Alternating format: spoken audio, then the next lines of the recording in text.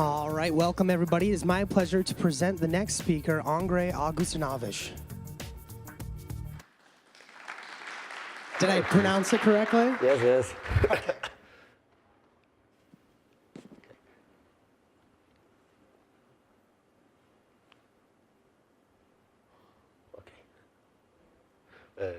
Good morning all, and thank you for coming to my session. My name is Andrzej Augustynowicz, and I'm here to talk to you about passive checks and the monitor and the decision engine I have implemented in Nagios. Okay. I live in Poland, a country with many beautiful places like the mountains from the pictures. And I have known Nagios since 2006. Currently, I work for Alior Bank. It is a financial company developed from scratch in 2008. And the company has been growing very rapidly since it was started. And my responsibility there is to develop and maintain monitoring installations for my department. Okay. In my presentation, I will focus on three subjects. At first, I will tell you something about our architecture, how we handle passive checks, and the modifications I have made to Nagios in order to solve service dependencies problem for passive checks. I will present you the agent I designed to run all passive checks. Then I will focus on the decision engine. I will describe its functionality and tell you something about future plans for it. And in the end, if I will have some time, I will tell you something about the plugin I developed to detect application and network problems. Okay, let's start with the architecture. In front of the of the Nagios servers, we use front-end server. It is the central part of our monitoring. All Nagios servers sends the data to this server, and the front-end servers are adding data to the database. Our environment is homogeneous, and we use Linux and Windows servers, and the configuration is very similar. The base configuration of the system is very similar on every server. That's why it's not so difficult to create one configuration in order to monitor all the servers. 2 years ago, we used to have 3 Nagios servers handling about 27,000 of services, and with about 90,000 metrics.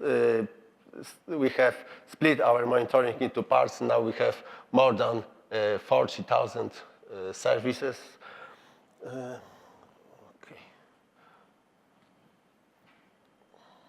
Okay. This is our this is very standard configuration for passive checks. We have 3 different types of passive checks. 1 per minute checks, 5 per minute checks, and 24 hours, 1 per 24 hours checks. For every type of service, we have a different service template, and for every type of service, we utilize freshness threshold option. For every type, we use check command option in order to put some short output to the service if the data is not coming. And this option and the freshness checks are very crucial to our configuration, and I have based service dependencies on these 2 options. Okay. This is very standard configuration of the service dependencies. We use soft state dependencies to quickly react for the service loss. Okay, let's take a look at the picture.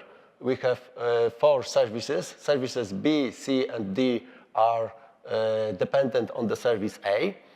All the services are using passive checks.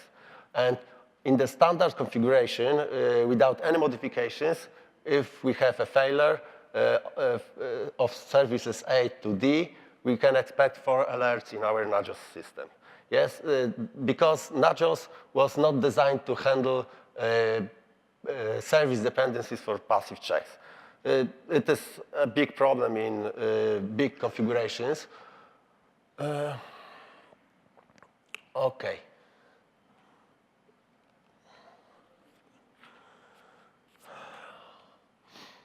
And after some thinking, I had to solve the problem, and I decided that force checks that are forced by the freshness checks have to be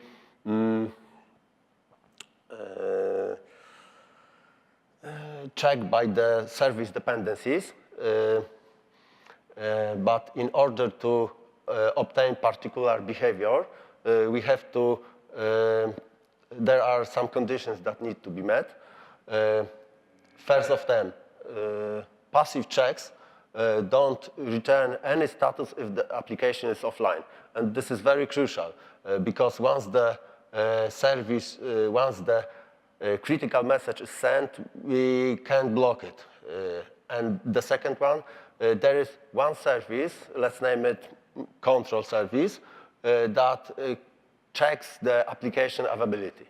And it has to return a status, critical or warning, as soon as possible. And the third one, all services related to the application has to be dependent on the control service. So in this case, when all services are failing, we can expect only one alert on the Nagios server.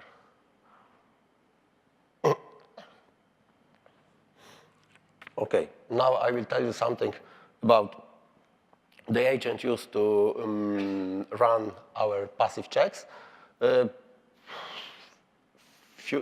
years ago, when we were starting our Nagios monitoring, there was no solution that was suitable for our needs. So we had to create our own. In order to do so, there were some problems that we have to solve. First of them, how to run plugins that returns a lot of results, service results. When I think about Nagios, I see one service execution equals one service result. And my colleagues from the database team decided to give me only one connection every minute to the database. So this was a problem, and I had to find the solution. So we decided to connect once, run all the necessary statements, and show the results to Nagios. The second problem was how to distribute data from all across the data center in 60 seconds window. I didn't want to send everything from the servers in 1 second to Nagios because it would be a problem. For me, I thought about bottleneck and reason for the latency problems. And the third one, how to remove and add plugins without changing the configuration. I decided that the agent's responsibility is to detect the proper plugins and run them. And the last one was very easy, how to send the data using NSCA or any other tool. Okay, I decided to base my agent on the scheduler. At first, the agent was created for Linux systems, and then the solution for Windows system was presented. For Linux, it is cron scheduler. It consists of two scripts. It's very simple. The first one is check Nagios. It is a wrapper to handle plugins which return one result. The first argument for the script is the command to run the plugin, and the second is service name from the Nagios configuration. As a result, we get line formatted in NSCA format. Okay, and the second script is much more complicated. It is used to run all the scripts and send the results. And it gets only one argument, directory name. And let's focus for a while on the directory structure. We have, for every type of passive checks, we have one directory. And for 1 per minute checks, we have cron 1 minute. For 1 per 5 minutes checks, we have cron 5 minutes. About this, I will tell you later. Okay. The first operation for the script is to go to sleep for a particular period of time. When the agent is installed, the number from 0 to 59 is set up, and for every directory we have a different value. And a few months ago, I checked our infrastructure, and it seems that we have uniform distributed of checks in our whole data center. There are special file names for our scripts. The scripts has to start with the letter H or L. H is reserved for the script that runs very quickly. We get all the scripts with the letter H. We run the checks, and we send all the results with one connection to Nagios. And the letter L is reserved for the scripts that run for a very long time. For example, 5 minutes, 6 minutes, it doesn't matter. Every script with the letter L runs separately. Okay? And in order to use the decision engine functionality, we have to send non-counters data. That's why there is a spool directory, and where the plugins have to save their last values. It's not a problem to use our agent in cluster environments. You have to just put some special condition before the scripts, and that's all.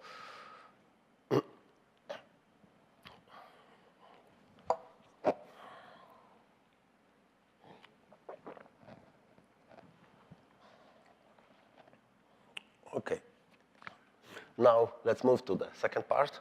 Okay. A few years ago, when we decided to go into passive checks, we faced a problem.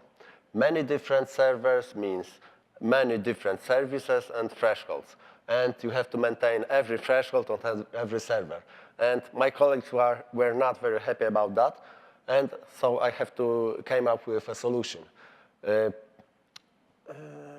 were 4 different problems. Configuration simplicity. Okay, when every plugin utilizes different syntax. For example, you have 2 different plugins, and you have 6 different options.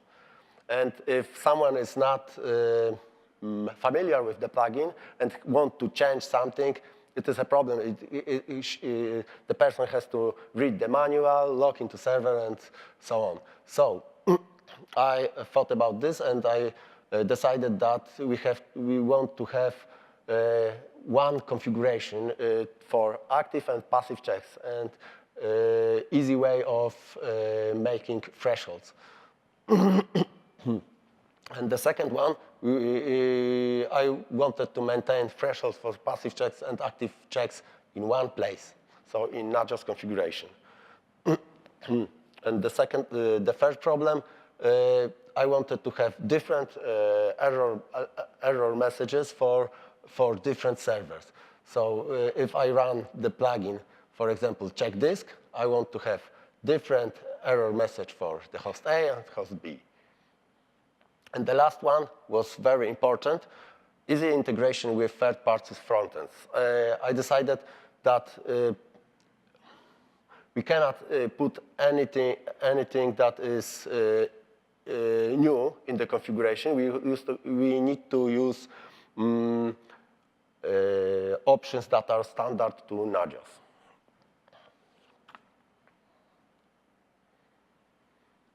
Okay.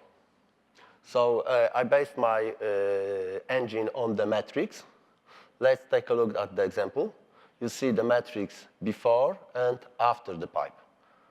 And it's not a problem. The engine uses all the metrics. They are all equal for him. And the difference begins on the Nagios Core, because after the pipe, all the metrics are for the performance data. And let's look at the second example. We have metric, the same metric before and after the pipe, and the different value.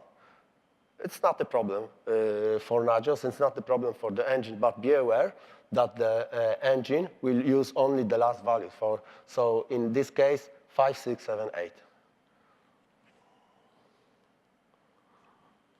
Okay, now we know what the input data for the engine is. Now let's focus on the options. The engine is based on the custom object variables functionality. We use 6 different options. External check enables the engine, and possible options are true and false. The engine is shut down by default. Okay, the next option, external error, is for critical, for the thresholds for critical messages. Okay, the next option, external error message, is for the custom messages for critical messages. The next 2 options are for the warning level, and the last option, I will tell you about it on the separate slide because it is complicated. Okay, we have to keep in mind that the prefix for the custom object variables is underscore. So we have to put some extra symbol in the configuration. Okay. The conditions. This is the most important part for the engine. Let's take a look at the condition. It's very simple. We have metric name, arithmetic sign, and a value. Okay? Without any modifications, you can set up to 20 conditions for each critical and warning level. Of course, you can change everything in the source code. It's not a problem. All conditions have to be separated by pipe. And the pipe has to be understood as a logical function OR. Currently, there is no support for the logical function AND. Currently, every metric value has to be a number. We don't support string values. All metric values are converted into real number. Okay, we have the support for 3 arithmetic operators, greater than, equals, and less than. And conditions are processed from the critical level to warning level, from the left side to the right side. First hit is the last hit. So we won't process, if the condition is met, the following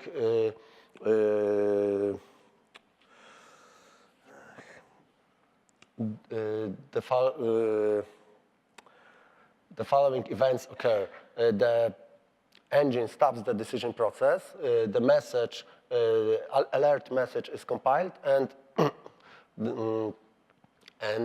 control is returned to Nagios Core. Okay. Okay. Now something about messages. The engine is prepared to show custom messages for every condition.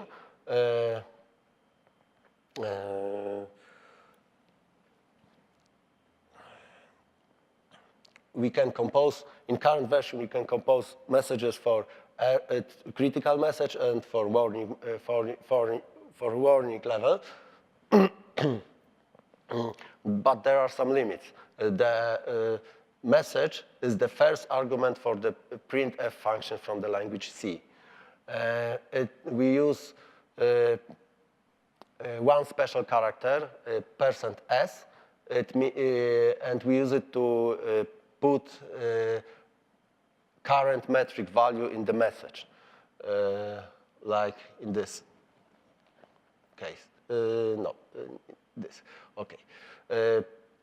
Okay. Currently, you cannot set messages for the status OK. And if you don't want to use the custom message, the default message will be used. It is very simple. X is the metric name, Y is the metric value, and Z is the metric value from the condition. And for every arithmetic sign, we have corresponding word, greater than, less than, and equals.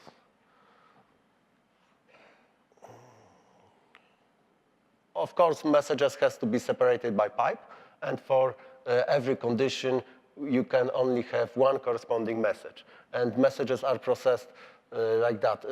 We have first condition and the first message. Second condition, the second message, and so on.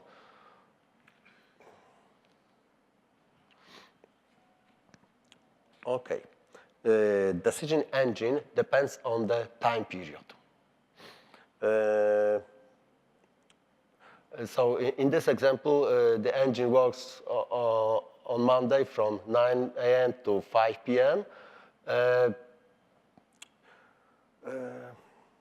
Okay, let's focus on this situation. We have two different scenarios here.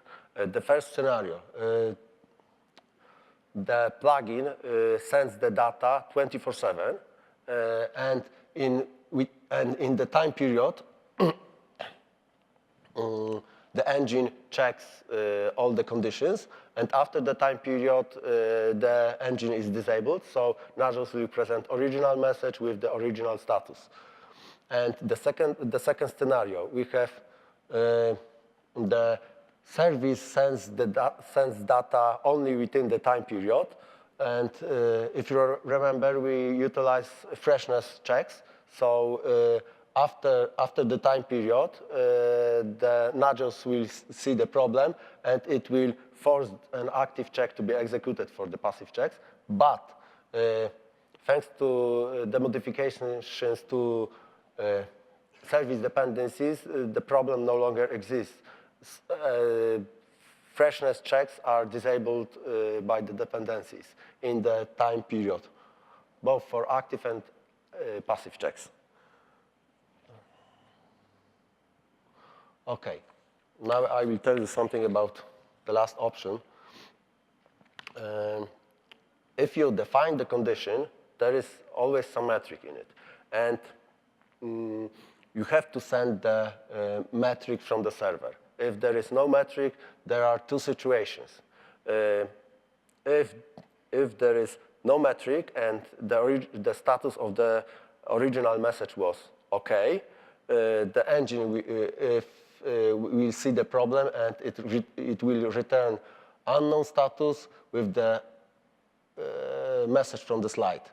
And if we have a missing metric in the second scenario, and the original status is not OK, the engine will return original status with the original message. Why? Okay, this is because I wanted to handle situations where there is some problem on the server, and server wants to give us the information, okay, I'm in the critical state because something. And that's why there is the second scenario. If you want to shut down this mechanism, you have to enable this option. And if there is no metric for the condition, the engine will skip the condition and go to the other one. Okay.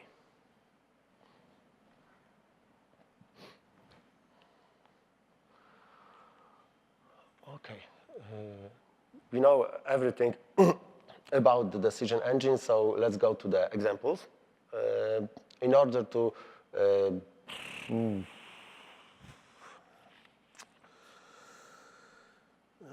make it easy to follow, the configuration will be similar to the same for every example. Let's understand the configuration first. We have 3 different conditions and 2 different custom messages. For the last condition, there is no custom message provided.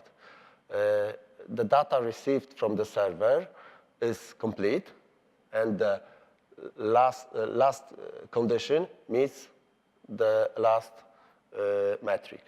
In this case, the custom, the default message will be returned to Nagios with the critical status.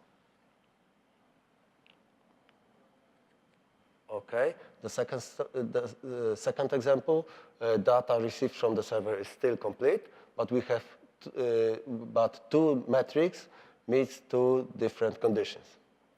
And as I have said earlier, the first hit is the last hit. So in our scenario, for the message for the first condition will be returned to Nagios with the critical message. Okay. On the third example, we have the second condition is met with the custom message with an argument. And you can see that the argument is in here, the current value for the metric. Okay. In the example 4, we see that the data received from the server is missing 1 metric. So the engine is processing the first condition, and then it is processing the second condition, and it sees the problem. Okay, so it stops the decision process, and it returns unknown status with the unknown message. So we know where the problem is. And the last example, data received from the server is very different from the others. It seems that there is some problem on the server. We don't know what is the problem, but the status is not okay. So the decision engine returns original message with the critical status, and we have it on our Nagios server, and we can process the situation. Okay. The decision engine was implemented a few years ago, and after this time I decided to implement new features to this decision engine, and the first modification will be to add string values for the metrics. The second modification will be to add AND logical operator AND for the conditions, and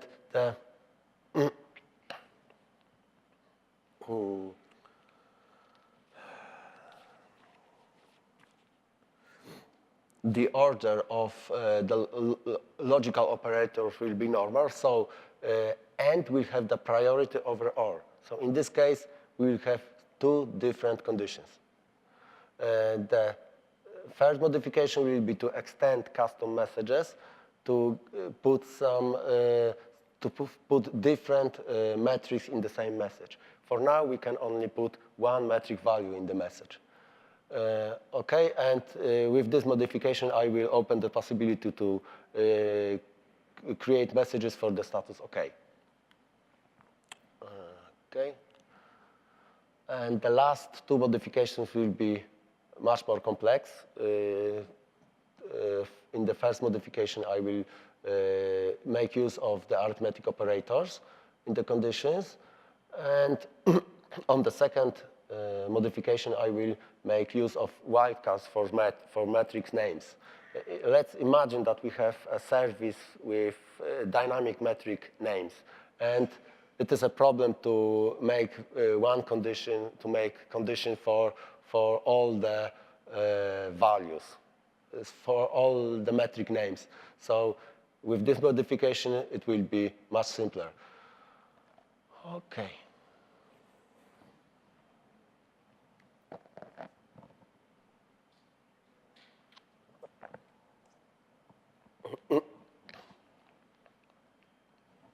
Okay, let's go to the first part of my presentation. TCP protocol was designed to help us solve a lot of connection problems in the network. Briefly, this is done by acknowledges and retransmissions. And if you have a problems with the network guys and you have to prove that they are wrong, not you, you have to think about some solution. And we had the same problem, so I decided to dig a little, and I found that Netstat has an option timers. It gives us information about networking timers. It's very useful to use this option in order to prove that we are not wrong. And I wrote a plugin to look for the TCP retransmission in these 3 TCP states. SYN sent, SYN received, and established. The output for the plugin is very simple. TCP state, IP port, and number of retransmissions since the original packet was sent.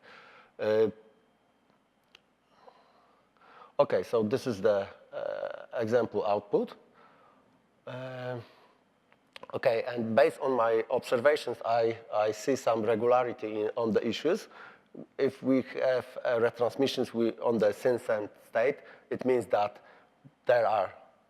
maybe there are no firewall configuration, firewall rules, or IP address of the destination machine is down, or the port is down and is blocking communication.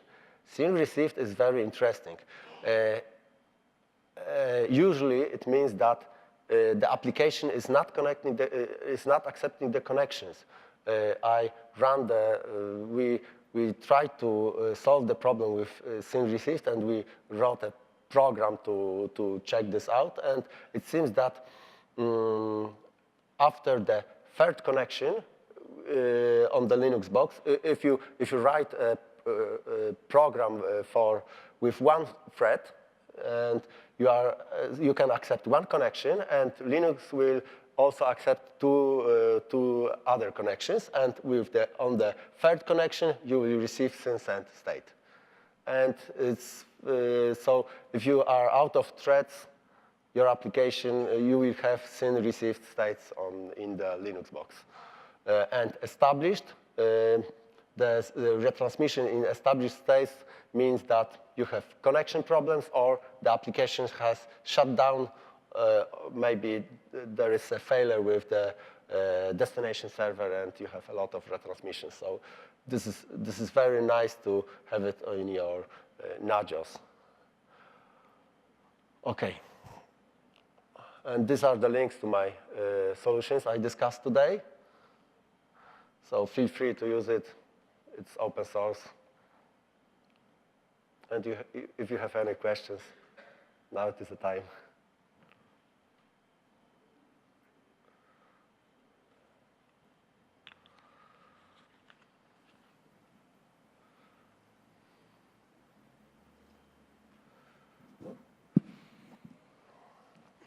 Any questions? You just covered it all.